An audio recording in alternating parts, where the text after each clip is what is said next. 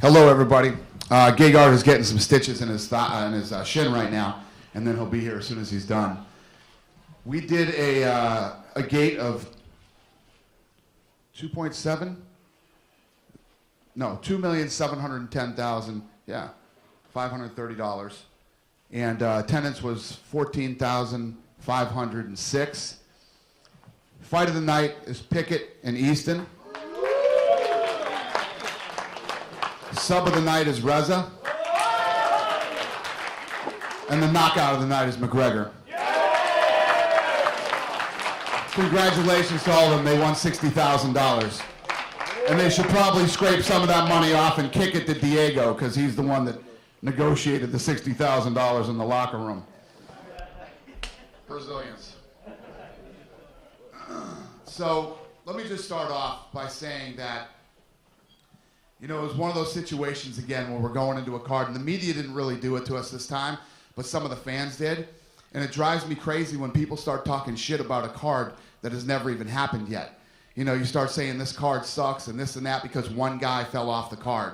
This card full of talented people, and, you know, there were talks about canceling the card and stupid shit like that. You know, if you put on fights, how do people like Conor McGregor and all these other people that fought tonight, how do they get noticed if you don't put on a show? And everybody who spent money tonight, whether it was a ticket to sit in the arena tonight or sat home free and watched it on television, it was worth every minute of it. These kids went out and poured their hearts out. The fights were amazing. And I you know, I always feel, you know, weird saying this to grown men, but I'm proud of all the guys that fought on the card tonight. It was an awesome event, and I just want to thank all the guys who delivered tonight.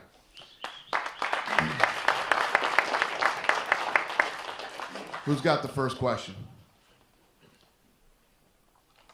Oh, all right, you're next. Going on what you just spoke about, how grateful you are to Mr. Latifi for stepping up, yes, and the performance he put on. And, yeah, thank you. So, not only that, so Mousais, right? Mousais, he had knee problems all through his camp.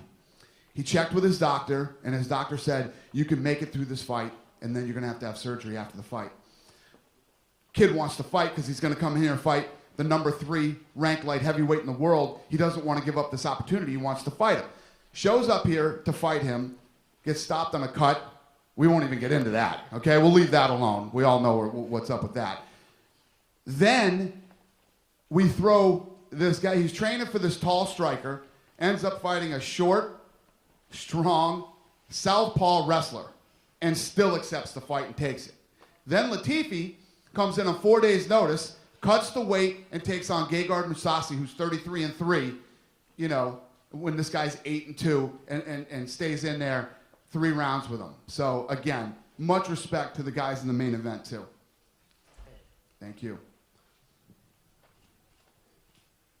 Dana, you announced this week about the Boston card in August, and without the answer is yes. Without wanting to jump, what am I going to ask? You're going to ask if we're going to put McGregor on that card. I'm also going to ask if you'd consider putting his teammate, Boston-born Irish European champion Cathal Pendred. Don't know who he is yet. Yeah. Okay. Secondly, Conor recently said he's going to single-handedly convince you to drag the UFC back to Ireland. Yeah. Has he swayed you a little bit tonight? I believe him.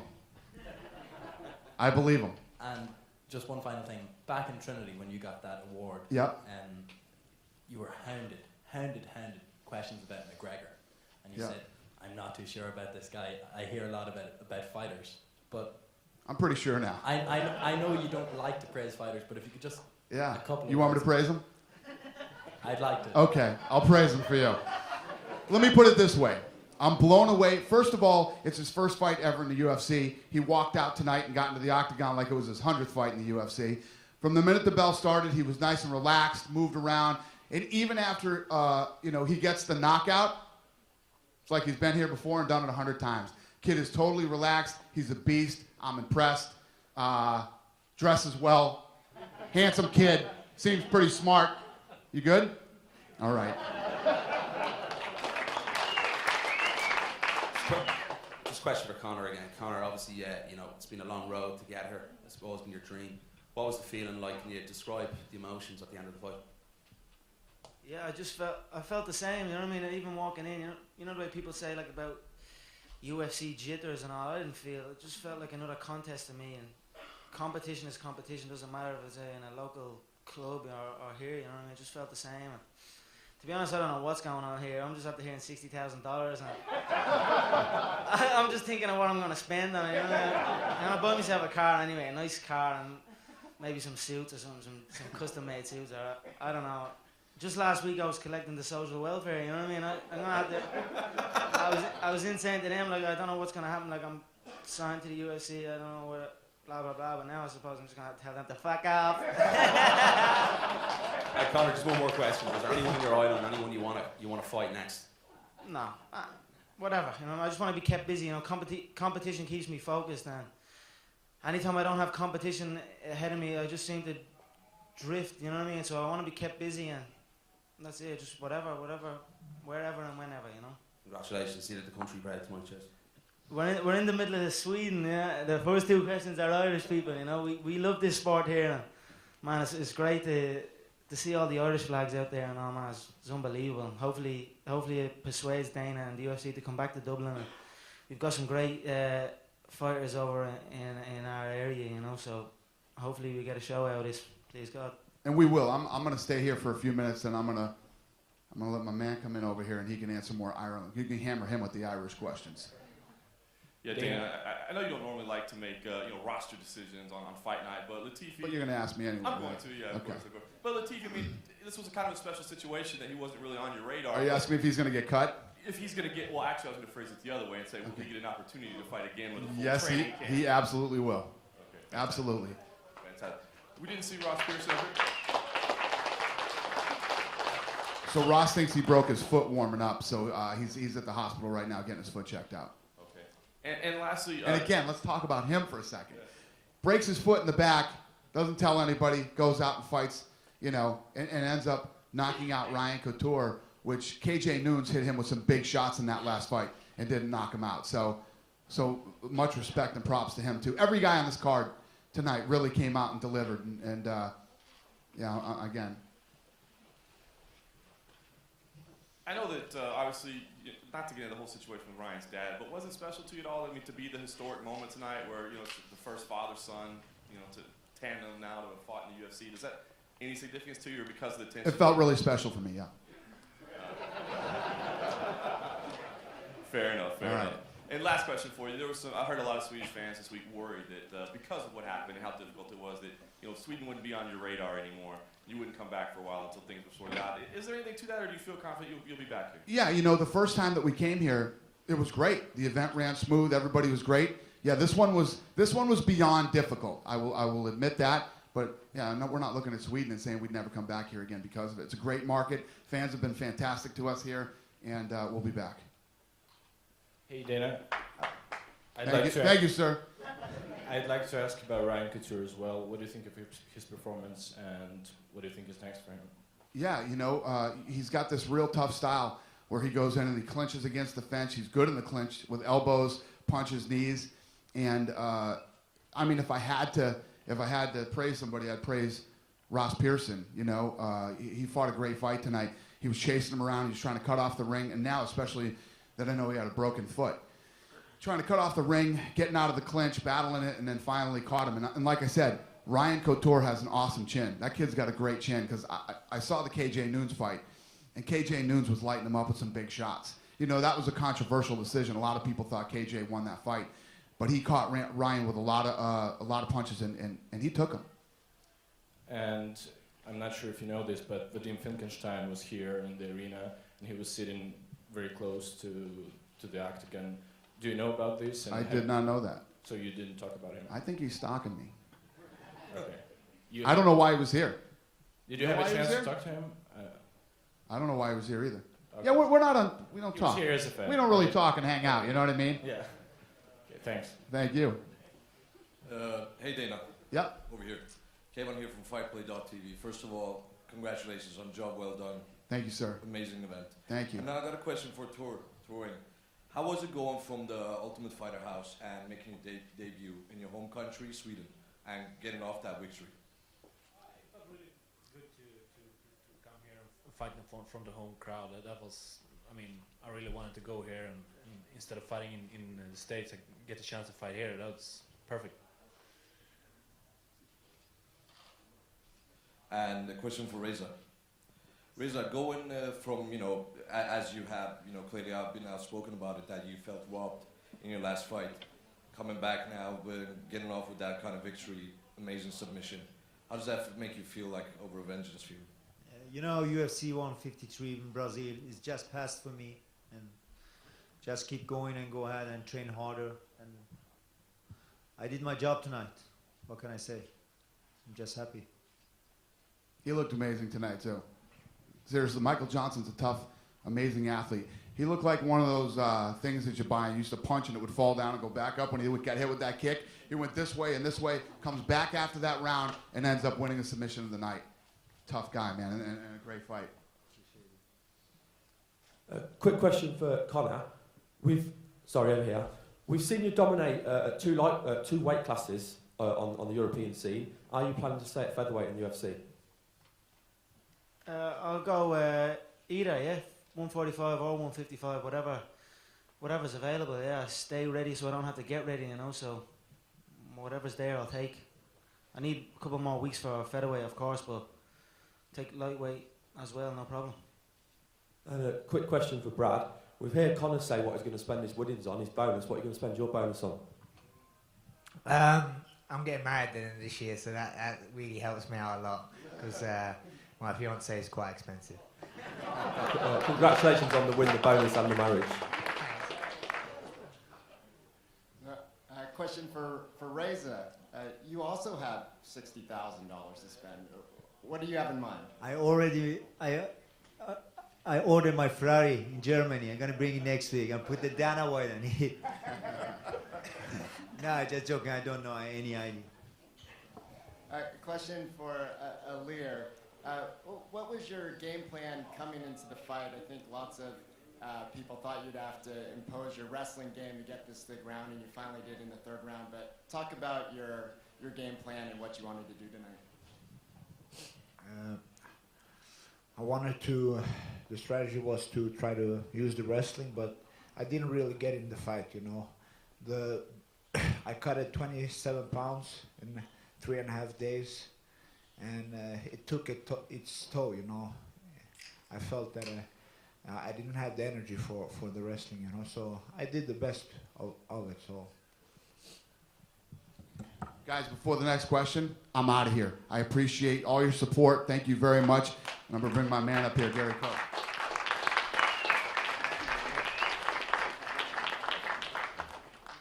guys, good evening everybody. So Danny just wanted me to pop up and say a few words, and then I'll just open it up to the floor. I just wanted to say there's always a lot of questions on how much more in EMEA, how much more UFC content can we take. I don't think there's any end to the growth and development and the opportunities that we have. But I think there's a couple of things I just want to say. First off is I too, like Dana, get a bit angry when people start criticizing the cards. And I'll repeat a little bit what Dana says, but I will repeat what I said earlier in the week. There is no one fighter that's bigger than the UFC. The UFC is the product that people like to see. We're building dreams and aspirations for people. And these guys are being represented in over 1 billion households. And you look at the McGregors, the Pickett's, the Mousais, everybody on the fight card tonight. They're setting standards for everybody in the sport. So I just wanted to say that we've got a lot of work to do. But these guys, we shouldn't underestimate and underrate what they do for us. I'll take some questions. This is Carl from MMANorway.com. Oh, sorry. My question is, with the rise of mixed martial arts in the Nordic countries, do you think we'll see the Ultimate Fighter Scandinavia sometime in the future? Yeah, you can't underestimate the demand for it. Everybody wants it. The issue is to always give the fans the right quality of product. You've got to make sure that it's handled by a TV network. Now, in EMEA, as you know, we've got multiple countries, multiple television networks, and to have a pan-European Ultimate Fighter, that's somewhat challenging. The objective is to have one. Where we put it first, we haven't decided that, But again, it's about pulling in a network to work together on it. Gary, Go ahead. Gary, sorry, just wondering, I know you got in a bit of trouble about an interview you did in London about a possible BT Vision deal. Can you confirm or deny that? Well, I can't confirm it because it's not confirmed, but we're very close. I don't think it's any secret. I think you've pointed out. The challenge for us is there's not an official statement on it, but the good news is that we found a strategic partner in TV and broadcast for the UK, and it will include more than just airing the live content. So we're very close to that, and as soon as we have that information, we'll let you know. Okay, thanks. Marcus Corwell with MMA Notes. First question for Ilir. First of all, congratulations to a great performance. Emotion, run us through what happened from the day you found out you're going to fight till fight night. Well, I was in the south of Sweden, in Malmö, visiting my family, and I got the call that Alex was cut, and they say they couldn't find any replacement, and they asked me like, would you consider fighting Mousais? And I said, hey man, it would be an honor fighting him, one of the best fighters in the world. And it was like 11 in the evening. I sat in my small car and drove 8 hours all the way up to Stockholm. Arrived like in 3 or 4 in the night. Next day I did some practice, but it wasn't confirmed yet, And I think Tuesday or Wednesday night, I got the okay, that I got to fight, and I was, cutting weight, 27 pounds, so, and doing medical exams, and this has been the most intense week in my life, And for Tour Train, the Ultimate Finale is coming up next week. The Ultimate Finale, or Ultimate Fighter that you were part of. Any predictions on the final? Can I talk about that? I don't know. No. No.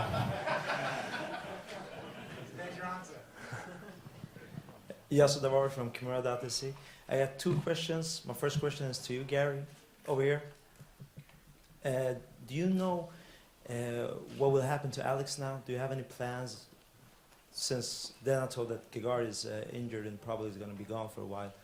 Is there any scheduled fights or talks about any potential matchups? Yeah, of course. I mean, the circumstances were unforeseen. The objective now is to get Alex back on track, and the talks are when and where. It's not if, it's when and where. So those conversations are in play.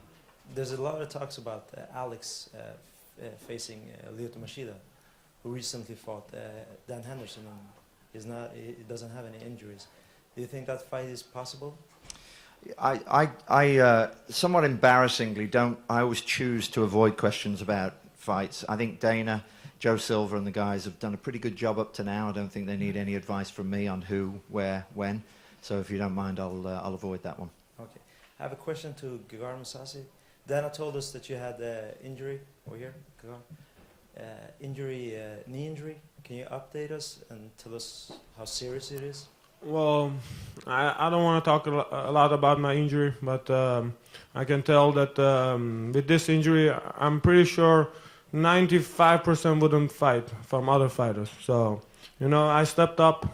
I didn't cancel the show, and so I don't know. We go from here, Do you know if it's that serious that you're going to be away for a long time, or is it just a minor? I don't want to say anything yet, but it's nothing small. Okay, thanks. Michael Morgan, Fighters Only. Conor, if I could just take you back to yesterday's weigh-ins. I'm not sure if it was the invasion of his personal space or what you were saying to him, but he seemed ever so slightly riled. Just talk us through exactly what you said. Secondly, have you made peace with Marcus, or was the KO your way of making peace? I never had ill feelings towards Marcus, I don't have emotions in there. You know, it's all a game. It's all an act. The weigh-ins, and I'm just playing up. You know, he wore the thing he wears, the mask, and I just said, listen, you're nearly 30 years old now. I think it's time to stop wearing a superhero mask. And I don't think he liked it, but I mean, it should make no difference, you know.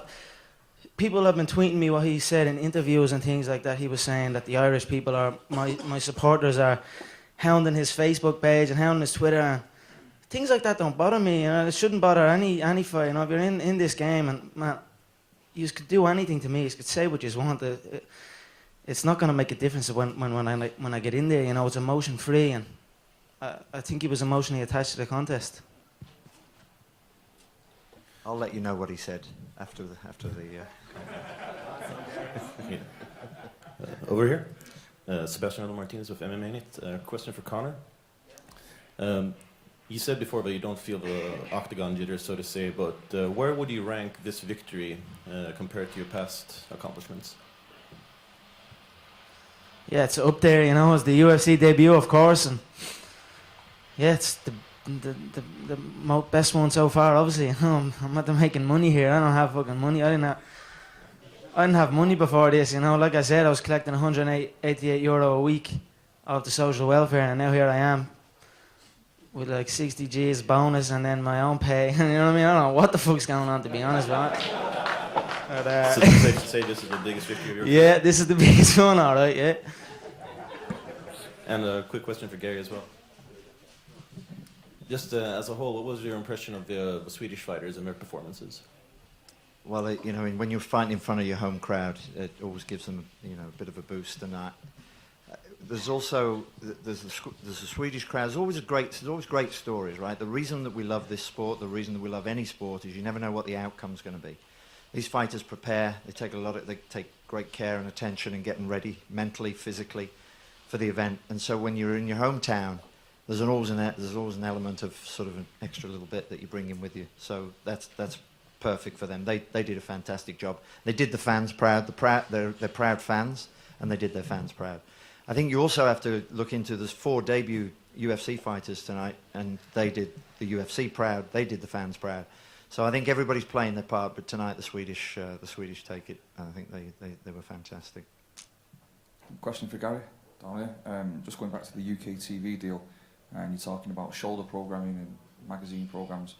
Is that going to be UK specific, or is it like American imports and sort of general UFC content? No, it's actually, I'll finish this one, we'll do 2 more and then we're out. It's a strategy for us in Europe, Middle East and Africa. Don't forget, 96% of our broadcast is after 1 o'clock in the morning.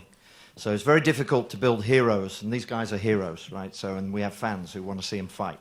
And you've got to give people access to the content. And when you've got that challenge in front of you, in every market, you've got to find TV networks that want to bring the stories to the broader attention of the major audience, the broader audience. And we're not doing that. As a business, we're not doing that. The fans want to see it. The fighters want to be known. They want to be well known around the world, and they deserve that because they are elite performance athletes. And so our job in every market is to provide content that is available at the right prime time viewing. Question for Gary, over here. Sorry. Does the UFC have any plans on holding an event in Finland next door? The challenge that we have right now is there's 2 sets. One is for US television. Right now we're contracted with the major broadcasters in the USA, so we're limited by how many we can have in Europe. We're going to try and have more in Europe. Then we have to decide which markets, and we haven't even been to Russia. We haven't even been to Poland. We've not been to Turkey. We've not been to, you know, we went to Abu Dhabi once, but there's a UAE market that's big, and there's a lot of fans out there. So that sounds like we have to prioritize, which is the element of truth. We do, and we look at Stockholm as one of our host cities for the world, and so the objective is to try and keep going back consistently into the same cities. With the same, the same time of year. So right now there are no plans in Finland.